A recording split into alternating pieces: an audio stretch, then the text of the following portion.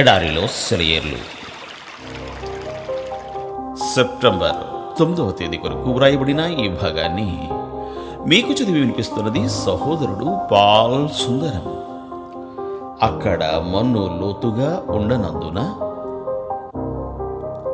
మత్తయి శుభవార్త 13వ అధ్యాయము 5వ వచనం. మన్ను లోతు లేదు.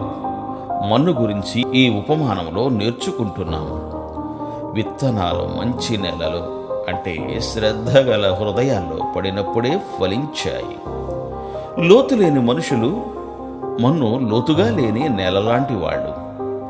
నిజమైన సమర్పణ లేని వాళ్ళు ఒక మంచి ప్రసంగానికి ముగ్ధులై ఒక అభ్యర్థనకు, ఒక హృదయాన్ని కదిలించే సంఘటనకు చలించిపోయి ఏదో చేసేలాగా కనిపిస్తారు.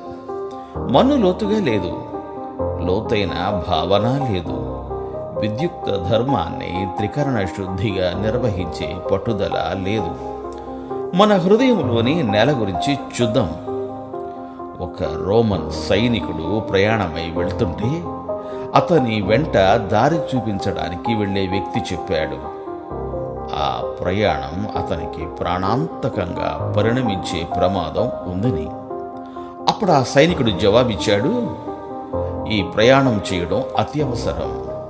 నేను బ్రతికి ఉండాలన్నది మాత్రం అంత ముఖ్యం కాదు అని. లోతైన మనస్సు ఇదే. ఇలాంటి నిశ్చయిత కలిగి ఉంటేనే మనం ఏదైనా సాధించగలిగేది. లోతు లేని మనస్సు దూకుడుగా మనసుకు తట్టినది చేసేస్తూ పరిస్థితుల్ని చూసి పరుగులు పెడుతూ ఉంటుంది. స్థిరమైన మనస్సు అయితే వీటికి పైగా తన దృష్టి నుంచి నిలకడగా సాగిపోతూ ముసురు పట్టిన మేఘాల క్రింద నుండి సూర్యకాంతిలోకి పయనిస్తుంది. విచారం అపజయాల నుండి విడుదల పొందుతుంది.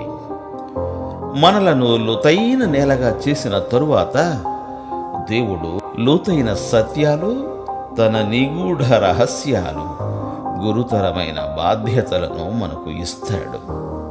దేవా, నీలోని లోతుల్ని చూడగలిగే లోతైన జీవితాన్ని నాకు ప్రసాదించు. దేవుడు మేము దీవించుగాక. Amen, amen.